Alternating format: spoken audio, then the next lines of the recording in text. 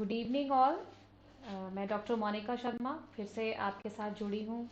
Evening फिर से 5:40 पे आज मैं जुड़ी हूँ आपके साथ। एक नई किचन हर्ब लेकर आई हूँ जो कि फिर से बहुत ही कॉमन है। इससे पहले मैं आपको हींग, अजवाइन और मेथी सीड्स के बारे में जो है वो बता चुकी हूँ। आई होप आपने इंफॉर्मेशन जो है वो गैदर की होगी और उसको यूज़ कर रहे होंगे। किसी भी तरह की कोई प्रॉब्लम या परेशानी अगर किसी को कुछ आई हो तो प्लीज़ आप कमेंट बॉक्स में ज़रूर लिखें, या अगर किसी को फ़ायदा भी अगर हुआ है किसी न किसी रेसिपी से तो वो भी आप प्लीज़ ज़रूर बताएं।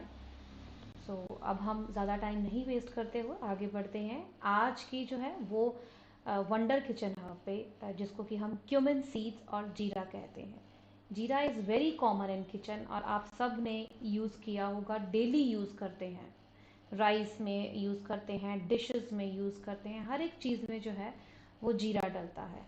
अब जीरा जो है इसकी बेसिक जो है प्रॉपर्टी है उष्णवीर्य है, बेसिकली गर्म है। ये तासीर जिसको हम बोलते हैं वो गर्म है। इसकी गुण की अगर मैं बात करती हूँ तो ये लघु है, रूक्ष है और तीक्ष्ण है। और अगर इसकी मैं रस और विपाक की बात करती हूँ, विपाक होता है इसको खाने के बाद जो इसका रस बनता है, बॉडी में जो टेस्ट आता है, तो पित्तवर्धक होने के कारण जो है इसका कटु जो है वो विपाक है, या कह लो कटु विपाक के कारण है ये पित्तवर्धक है। अब ये होती कैसी हैं सीड्स? अब जो कलौंजी है वो भी क्यूमिन सीड्स की ही टाइप है, लेकिन आज मैं कलौंजी को फिर किसी और दिन कवर करूंगी। आज मैं बात कर रही हूँ वो कॉमन जीरा जो हम घर में यूज़ करते हैं। वैसे जीरा वाइट भी होता है, ब्लैक भी होता है, तो आज मैं बात करूंगी वो वाइट जीरा जो हम घर में यूज़ करते हैं। ब्लैक जीरा थोड़ा सा छोटा और बारीक दाना होता है। तो मैं आज बात करूंगी वाइट जीरा की। अब अगर मैं इसको जो कंपाउंड्स की तरफ की डिटेल देखूं मैं, तो ये source of iron, magnesium, vitamin B1 और फाइब्रस है, कैल्शियम है और पोटेशियम है। तो ये इतने ज़्यादा इसमें क्वालिटीज़ हैं कि आयरन रिच होने के कारण कहते हैं जितनी भी किचन की हर्ब्स हैं उनमें से सबसे ज़्यादा जो आयरन कंटेंट है वो इसमें पाया जाता है। डेली जो है हमारी जितनी नीड होती है उसका जो 20% है वो जीरे में, 1 चम्मच जीरे में इतनी क्वालिटी है कि वो हमें आयरन दे सकता है। तो जितनी भी अनीमिक फीमेल हैं या अनीमिक पर्सन हैं उनको डेली जीरा ज़रूर यूज़ करना चाहिए अपनी डिशेस में, ताकि जो इन एडिशन टू मेडिसिन, मैं यहाँ ये नहीं करूँगी, मैं बार बार आपको यही चीज़ कहती हूँ कि मैं ये नहीं कहती कि ये चीज़ें अगर किसी की कोई अलार्मिंग सिचुएशन है या प्रॉपर अगर किसी का बहुत ज़्यादा HB कम है कि जहाँ डॉक्टर्स इंजेक्टेबल्स एडवाइस करते हैं, तो वहाँ ये नहीं कहूँगी कि जीरा खाते जाओ और आपका HB ठीक होएगा। ये हेल्पिंग हर्ब्स होती हैं जो इन एडिशन टू मेडिसिन जो है रूट लेवल तक जो है रूटीन में अगर कोई खाता रहे तो HB जो है वह कम नहीं होता। इसके साथ ही साथ मैं बात करती हूँ इसकी बाकी प्रॉपर्टीज़ की, जो कि बहुत ही अद्भुत हैं। बाकी भी प्रॉपर्टीज़, ये एंटीऑक्सीडेंट इन नेचर है। अब एंटीऑक्सीडेंट जो जिसकी भी प्रॉपर्टीज़ होती हैं वो जो प्रीमेच्योर एजिंग होती है हमें उस पे चेक रखता है। एंटीऑक्सीडेंट कैसे ये प्रीमेच्योर एजिंग पे चेक रखता है? क्योंकि जो फ्री रेडिकल्स हमारी बॉडी में हैं होते हैं, फ्री रेडिकल्स ऐसे कंपोनेंट्स हैं हमारी बॉडी में जो कि एजिंग जो है वो लाते हैं हमारी बॉडी में। अगर किसी की बॉडी में फ्री रेडिकल ज़्यादा हैं तो उसको अर्ली एजिंग होती है, जिसको बोलते हैं बुढ़ापा जल्दी आ जाता है। तो ये एकमात्र ऐसी औषधि है, ऐसी किचन हर्ब है जिसमें एंटीऑक्सीडेंट प्रॉपर्टीज़ हैं। तो इसको इस प्रॉपर्टी के कारण एंटी एजिंग भी कहा गया है। तो फ्रेंड्स, इसको बिल्कुल नहीं छोड़ना, क्योंकि बुढ़ापा जल्दी आना किसी को पसंद नहीं होता। तो इसकी ये एंटी एजिंग प्रॉपर्टीज़ को आप यूज़ करते हुए इसको डेली अपनी किचन में यूज़ करें। उसके साथ ही साथ इसकी एंटी इन्फ्लामेटरी एक्टिविटी भी है, एंटीसेप्टिक भी है, एंटी बैक्टीरियल भी है।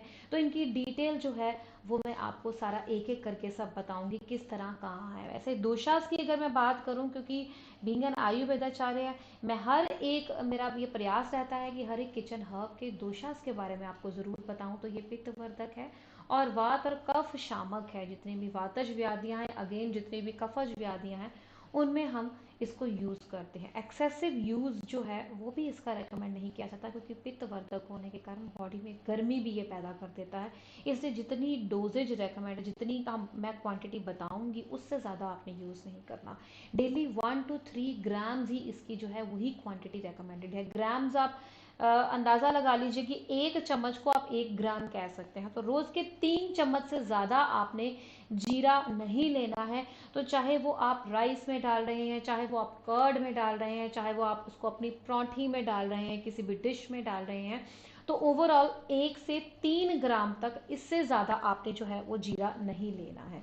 अब ये क्या करता है, ये हमारी जितने भी एसिड्स हैं हमारी बॉडी में, चाहे वो बाइल एसिड्स हैं उनको बढ़ाता है, जितने भी हमारे इस तरह से ये पैप्टिक एंड जितने भी हमारे गैस्ट्रिक अल्सर्स हैं उनकी हीलिंग में भी हेल्प आउट करता है। हमें अगर इनडाइजेशन है, खाना नहीं पच रहा, तो भी हेल्प आउट करता है, क्योंकि जितने भी पेनक्रियाटिक जो एसिड्स हैं, पेनक्रियाटिक एंजाइम्स हैं, उनको बढ़ा देता है, पेनक्रियाटिक जूसेस को, और बाइल एसिड्स को भी बढ़ा के जो खाए हुए खाने को पचाता भी है। तो इसलिए अपची, अपची मीन्स जिनको खाना नहीं पचता, ऐसे खट्टे डकार आ जाते हैं, या फ्लैचुलेंस आती है, या रीगर्जिटेशन मतलब गैस का ज़्यादा बनना, या वही खट्टे डकार आने, या गरम गरम पानी मुंह तक आना, या खाया हुआ खाना ना पचना, अगर किसी को ये सब प्रॉब्लम रहती है, या कई बार क्या होता है डिस्टेंशन हो जाती है पेट में, कोई कहते हैं कि मैं खाना खाते ही मुझे ऐसा लगता है मेरा पेट फूल गया है, या कई बार कुछ कह देते हैं कि मेरे को खाना खाते ही ऐसा लगता है मुझे नोजिया हो रहा है, मतलब वॉमिटिंग जैसा हो रहा है। तो इन सब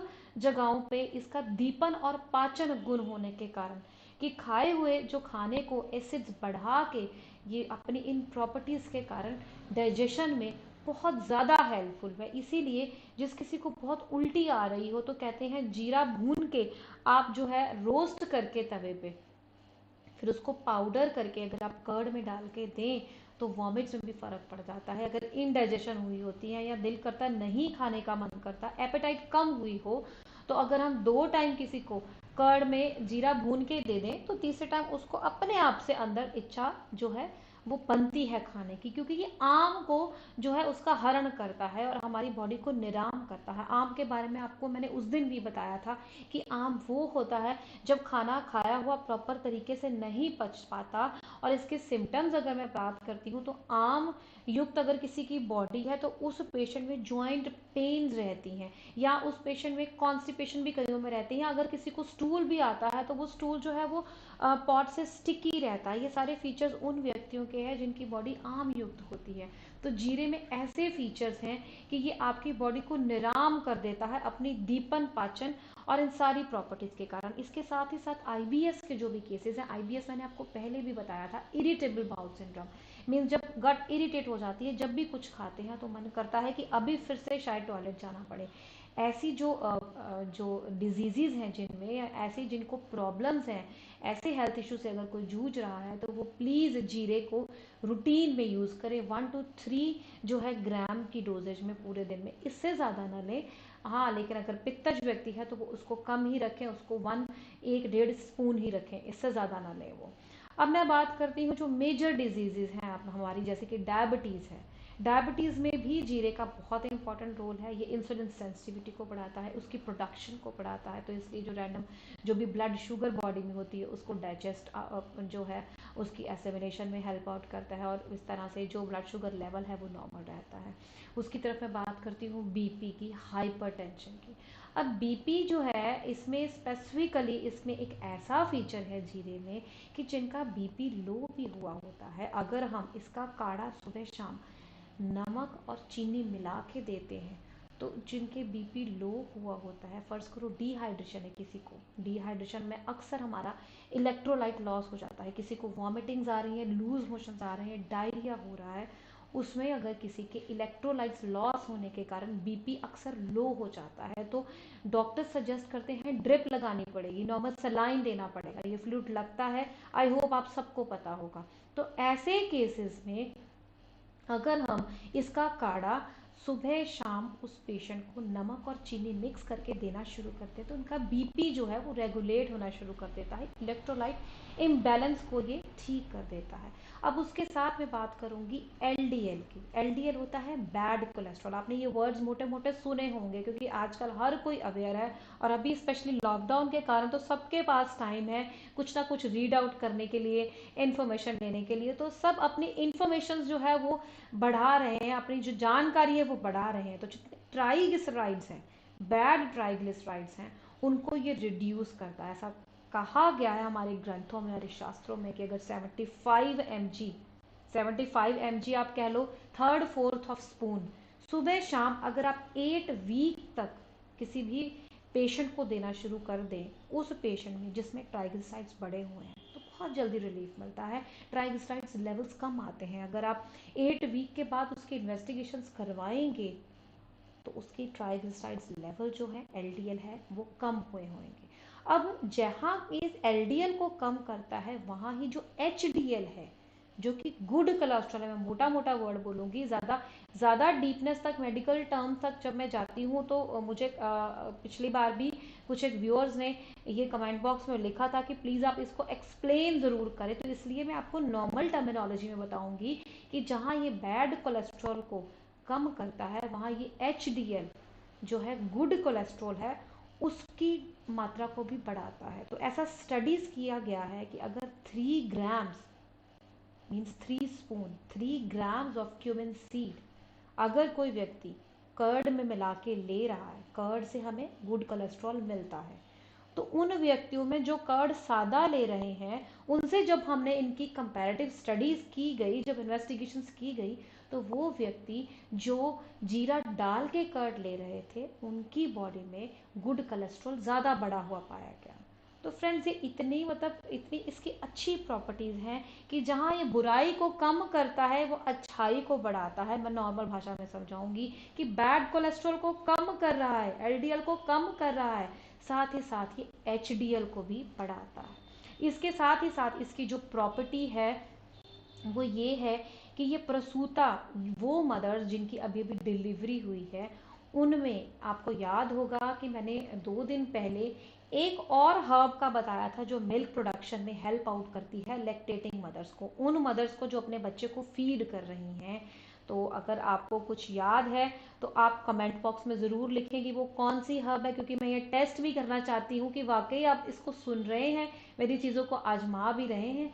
मुझे चलिए मैं आपको दोबारा से बता देती हूँ कि मैंने आपको मेथरे सीड्स के, जो मेथी के सीड्स हैं, उनके बारे में बताया था कि ये जो है, ये जो प्रसूता में मिल्क प्रोडक्शन को इंक्रीज करती है। सेम इसकी भी यही प्रॉपर्टीज़ हैं।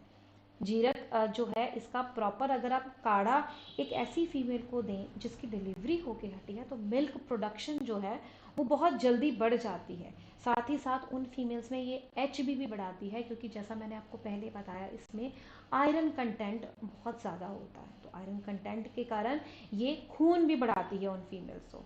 अब मैं बात करती हूँ उन फीमेल्स की जिनमें पीएमएस, प्री मेंस्ट्रुअल सिम्टम्स पाए जाते हैं, पेन रहना, या उनको बहुत ज़्यादा पेनफुल ब्लीडिंग होना, या क्योंकि रिलैक्सिंग फीचर है इसका, इसलिए अगर इसका हम पाउडर मील के बाद देते हैं इनको, अगर हम इसका पाउडर 1/2 to 1 ग्राम जो है खाना खाने के बाद उन फीमेल्स को देते हैं, तो जो पीआईडी होती है, पेल्विक इन्फ्लामेटरी डिजीज़, कई बार आपने देखा होगा, अगर आपने अल्ट्रासोनोग्राफी कराई है तो आपके बच्चेदानी में सूजन आ जाती है, उस सूजन को हम मेडिकल टर्मिनोलॉजी में पीआईडी कहते हैं। तो डॉक्टर्स कहते हैं भाई आपके तो सूजन आ गई है, इसीलिए आपको जो है दिक्कत या परेशानी का सामना करना पड़ता है। पीआईडी इस लेवल तक भी कई फीमेल्स में बढ़ जाती है कि उनको चलते हुए, कई बार वो रिक्शा में ट्रैवल कर रही हैं या अपनी 2 व्हीलर पे या 4 व्हीलर पे जा रही हैं, तो जर्क्स के कारण भी उनको लोअर अब्डोमेन में पेन होती है।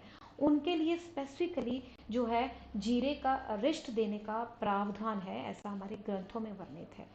तो अगर कुछ भी नहीं अवेलेबल है तो आप इसका पाउडर ही अगर उनको, या इसका काढ़ा किसी भी फॉर्म में आप इसको दे दें, इसकी पोटेंसी इक्वल रहती है। अगर आप इसको खाने के बाद देते हैं तो उसका पीआईडी जो है उनका रिड्यूस हो जाता है। अब मैं फीमेल्स की ही अगर बात कर रही हूँ तो इसकी एक और जो प्रॉपर्टी है वेट लॉस की, वहाँ भी मैं आपको बताना चाहूँगी कि अगर इसका 1/4 से लेके हाफ स्पून, 1/4 से लेके half spoon, depend upon your body type, अगर आपकी बॉडी पित्तज है, अगर आप में उष्णता ज़्यादा है क्योंकि ये पित्तवर्धक है, तब आप 1/4 स्पून करें, अदरवाइज हाफ स्पून। सुबह शाम अगर खाने से पहले आप लेती हैं तो क्योंकि ये एलडीएल बैड कोलेस्ट्रॉल को कम करता है और इंसुलिन प्रोडक्शन को बढ़ाता है, ब्लड शुगर लेवल को कंट्रोल भी करता है, तो इस तरीके से आपके वेट लॉस में भी हेल्पफुल करता है अगर आप ये बिफोर मील लेती हैं। आप इसका काढ़ा भी बना सकती हैं। काढ़े के लिए वही प्रोसीजर है जैसे मैंने बाकी हर्ब्स में बताया था कि आप इसके 3-4 चम्मच लेके 1.5 गिलास पानी में इसको अच्छे से बॉयल करें, इतना बॉयल करें कि वो जो पानी है वो कम से कम आधा रह जाए तो उसकी डिकॉक्शन, उसका काढ़ा तैयार है। तो चाहे आप इसको काढ़े की फॉर्म में ले लें, चाहे आप इसको पाउडर की फॉर्म में ले लें गर्म पानी के साथ। हाँ, अगर आप बिफोर मील लेते हैं तो ये वेट लॉस में हेल्प करता है, और ब्लड शुगर के पेशेंट्स को भी ये बिफोर मील ही रेकमेंड करती हूँ मैं। स्पेसिफिकली जो टाइप 2 के, जो डायबिटीज के जितने भी पेशेंट्स हैं, इंसुलिन सेंसिटिविटी को बढ़ा के जो है ये ब्लड शुगर लेवल को नॉर्मल करता है। इसके साथ ही साथ इसके हिम प्रयोग का भी वर्णन है। हिम एक टिपिकली हमारा आयुर्वेदिक मेडिकेशन प्रोसीजर है। उसको मतलब मेडिकेशन तैयार करने का एक प्रोसीजर है जिसको कि हम हिम प्रिपरेशन बोलते हैं। इसमें हम क्या करते हैं, रात भर उस औषध को, पर्टिकुलर उस हर्ब को पानी में डिप करके रखते हैं। जब उनने सारी रात उसको डिप, ओवरनाइट हमने सोक कर लिया और सुबह उसको स्ट्रेन करके वो जो पानी है उसको हम बोलते हैं इसका हिम तैयार हो गया। तो इसके हिम प्रिपरेशन भी इसकी हम यूज करते हैं। अब इसकी मैं बात करती हूँ इसके काढ़े की। अगर हम ज्यादा क्वांटिटी में काढ़ा इसका बना के उन रोगियों में जिनमें क्षित्र रोग है, स्किन के इश्यूज हैं, स्किन की कोई भी प्रॉब्लम है, उस डिकॉक्शन में अगर उस पेशेंट को हम लेटाते हैं, अगर वो अपने बाथ टब के जितना उसका बाथ टब है उस लेवल तक उतनी क्वांटिटी का ये काढ़ा तैयार करके अगर वो बीच में आधा घंटा लेटा रहे, तो ऐसा कहा गया है कि क्षित्र रोग जड़ से खत्म हो जाते हैं। तो फ्रेंड्स, ये इतनी मिराकुलस हर्ब है कि जितनी मैं इसकी प्रॉपर्टीज बताऊं उतनी ही कम है। जैसा इसकी एंटी स्पाज्मोटिक एक्टिविटी भी है, रिलैक्सिंग होने के कारण ये जितने भी प्री मेंस्ट्रुअल जो सिम्टम्स हैं उनमें यूजफुल होती है। फिर ये एच भी बढ़ाती है, फिर प्रसूता में मिल्क प्रोडक्शन को बढ़ाती है, वेट लॉस में हेल्पफुल करती है, ब्लड शुगर लेवल को नॉर्मलाइज करती है। जहाँ ये बुराई एलडीएल को कम कर रही है, वहाँ ये एचडीएल को बढ़ा भी रही है। तो ये बहुत ही अद्भुत प्रॉपर्टीज वाली जो ऐसी हर्ब है जिसको मैं रेकमेंड करती हूँ कि कोई भी चीज़ जो है इसके बगैर कोई भी डिश हमें नहीं बनानी चाहिए। अब मैं बात करती हूँ इसकी एंटी वायरल प्रॉपर्टी की। तो इसका जो डिकॉक्शन है, ऐसा कहा गया है हमारे वांगभड़ संहिता में कि इसका जो डिकॉक्शन है, काढ़ा इसका, अगर हम 2 वीक्स तक किसी भी ऐसे पेशेंट में जिसमें फीवर रह रहा है अगर हम देते हैं, वायरस की वजह से फीवर, इसकी एंटी वायरल प्रॉपर्टीज के कारण फीवर ठीक हो जाता है। जितनी भी फूड बॉर्न इलनेसेस है, फूड बॉर्न इलनेसेस क्या हो गई, जैसे डायसेंट्री हो जाना, फूड पॉइजनिंग हो जाना, या एमबीबीएसिस जो है जिसकी वजह से कह लो आप यूटीआई इन्फेक्शन, इकोलाई इन्फेक्शन, जितनी भी इन्फेक्शन ऐसी हैं जिनमें बैक्टीरियाज हैं उनके साथ एसोसिएटेड अगर फीवर भी रहता है, उस पर्टिकुलर फीवर में अगर आप 2 वीक्स तक इसको देते हैं इसके काढ़े को, तो आपका फीवर रूट से ठीक हो जाता है। पुराना इस तरह का जो फीवर है रूट से ठीक हो जाता है। तो जहाँ इसमें एंटी वायरल प्रॉपर्टी है, वहाँ जब इसकी एब्जॉर्प्शन हो जाती है, जब जो जीरा है वो डाइजेस्ट हो जाता है, तो मेगैलोमाइसिन करके एक कंपाउंड रिलीज करता है। जब इसकी डाइजेशन होती है तो मेगैलोमाइसिन करके ये एक कंपाउंड रिलीज करता है जो कि एंटीबायोटिक प्रॉपर्टीज हैं जिसकी। तो इस तरह से एंटीबायोटिक प्रॉपर्टीज भी हैं। तो किसी भी तरह का फीवर हो, मैं कहती हूँ फूड बॉर्न इलनेसेस नहीं, किसी भी तरह का अगर फीवर हो, एंटीबायोटिक और एंटीवायरल प्रॉपर्टीज होने के कारण ये फीवर को भी रूट से खत्म कर देता है। अब मैं बात करती हूँ इसकी एंटी इन्फ्लामेटरी प्रॉपर्टीज की। तो जो इसका काढ़ा है, अगर हम इसका काढ़ा रेडी करके इसको हनी के साथ अगर हम लेना शुरू कर दें, तो अपनी एंटी इन्फ्लामेटरी प्रॉपर्टीज के कारण, क्योंकि इसमें विटामिन सी भी है, इसमें आयरन है, इसमें कैल्शियम है, इसमें पोटेशियम है, इसमें विटामिन सी भी है, इसमें विटामिन ई भी है, जिसके कारण एंटीऑक्सीडेंट प्रॉपर्टीज हैं। विटामिन ई के कारण स्किन के टेक्सचर के लिए बहुत ब्रिलियंट इफेक्ट है इसका। मैं इसके लिए भी आगे आऊंगी। अभी मैं बात कर रही हूँ विटामिन सी की प्रॉपर्टीज के कारण जितने हमें कफ, कोल्ड या एलर्जी के जितने भी इश्यूज रहते हैं, तो अगर इस काढ़े को हम हनी के साथ रहते हैं, अपनी एंटी इन्फ्लामेटरी प्रॉपर्टीज होने के कारण ये इन्फ्लामेशन को रिड्यूस करके इनमें बहुत ज़्यादा कफ को पिघला के बॉडी में से एक्सपेल आउट कर देता है।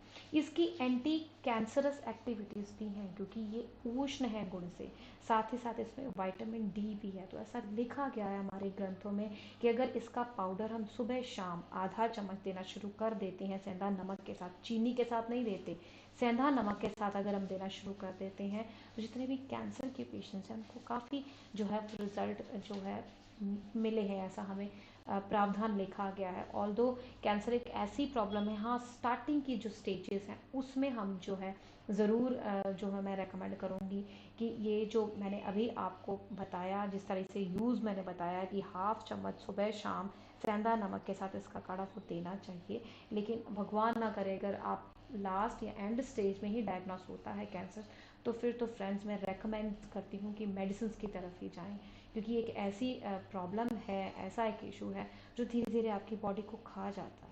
चलिए मैं ज़्यादा जो है, क्योंकि एक ऐसा टॉपिक छिड़ गया था कैंसर की जिसके कारण मैं भी थोड़ी सी इमोशनल हो गई, क्योंकि कैंसर अपने आप में नाउ दीज डेज हमारी इम्प्रॉपर डाइट के कारण बहुत बढ़ रहा है। इंडिया में क्या, पंजाब में इसके केसेस डे बाय डे बहुत बढ़ रहे हैं। फिर किसी और दिन मैं कैंसर से रिलेटेड हर्ब पे आपके साथ डिटेल में डिस्कशन करूंगी। अब इसकी जो विटामिन ई की प्रॉपर्टीज़ हैं, इसमें जो विटामिन ई है उसके लिए मैं जिस तरह से हर एक हर्ब को ब्यूटी से रिलेट करती हूँ, तो इसका भी एक पैक हम रेडी कर सकते हैं। जीरे का जो पानी है, सारी रात जब हमने जीरे को रखा या इसकी डिकॉक्शन है, वो जो पानी है उसमें अगर आप हल्दी मिला के फेस पे लगाती हैं तो फेस का जो टच है वो बहुत ही सॉफ्ट एंड स्मूथ हो जाता है, क्योंकि विटामिन ए भी है। एक अलग सा ग्लोइंग, जिसको बोलते हैं ग्लो, फेस पैक इसका बन जाता है। तो जहाँ मैंने कल अजवाइन का आपको एक्नेस के लिए बताया था, ये नॉर्मल ऑल स्किन टाइप के लिए, फेस के ग्लो के लिए जो है जीरे के पानी में टर्मरिक मिला के, टर्मरिक की भी एंटीसेप्टिक प्रॉपर्टीज़ होती हैं, तो जीरे के पानी में टर्मरिक को मिला के अगर हम फेस पे लगाते हैं तो बहुत ही soft and smooth touch face का आ जाता है और बहुत ही ग्लो भी हो जाता है। और जितनी भी मैंने आपको पहले भी बताया, इसकी जो विटामिन ई के कारण और जो इसकी एंटीऑक्सीडेंट प्रॉपर्टीज़ हैं उसके कारण भी जो एंटी एजिंग जो है ये भी बहुत फेमस है। तो फ्रेंड्स आप डेली जो है जीरे को 3 टाइम्स ही यूज़ करें। ऑल्दो नाइट में आयुर्वेदा में कर्ड को लेने का प्रावधान नहीं है, तो इसलिए आप अपने डिशेस में डालें, अपने राइस में डालें, क्योंकि सबसे जो इम्पॉर्टेंट गुण है इसका, जो मैंने अभी बयान नहीं किया, इन सारे गुणों को मैं एक तरफ रख दूं तो इसका एक बहुत ही मेन गुण है इसका टेस्ट एंड फ्रेगरेंस। किसी भी चीज़ में अगर जीरे का तड़का लगा होता तो हम दूर घर बैठे, मुझे तो बहुत अच्छी इसकी फ्रेगरेंस लगती है और मैं ये समझती हूँ कि इसका सबसे इम्पॉर्टेंट और सबसे मेरा फेवरेट जो है वो गुण है। तो उम्मीद करती हूँ जो भी मैंने आज आपको डिटेल जीरे की बताई है वो आपके काम आएगी, आप इसको यूज़ करेंगे और आशा करती हूँ। और किसी भी तरह की कोई प्रॉब्लम अगर आपको रहती है तो आप प्लीज़ कमेंट बॉक्स में ज़रूर लिखिए मुझे, ताकि मैं आगे जितनी भी डिटेल और हर्ब की बताऊँ आपको थोड़ा ईजी करके बताऊँ, ताकि आपको वो चीज़ें समझ लग सकें। So friends, stay home, stay safe.